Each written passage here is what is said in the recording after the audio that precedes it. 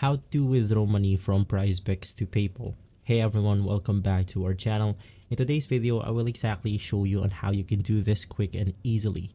Now, you want to navigate through your PrizePicks account first, and from there you have to log in the right account that has the balance that you want to withdraw. I'm inside the official article on the withdrawing funds for PrizePicks, and from here you can then go ahead and request a withdrawal to any bank account, PayPal account, or debit card that have previously used to deposit accounts into your PrizePicks account. So before you can withdraw to a specific PayPal account, you need to go ahead and withdraw from that PayPal account first in order to do so.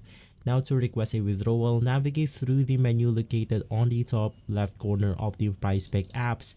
If you're accessing your account on browser, the menu is on the top right corner. From here, you can then go ahead and select the request withdrawal button. You'll receive an OTP code by email as soon as you request your withdrawal. No further action is needed on your part. They will send an email to confirm whether the withdrawal was successful or not. And so if this video has been helpful, leave us a like and subscribe. I'll see you on the next one. Thank you.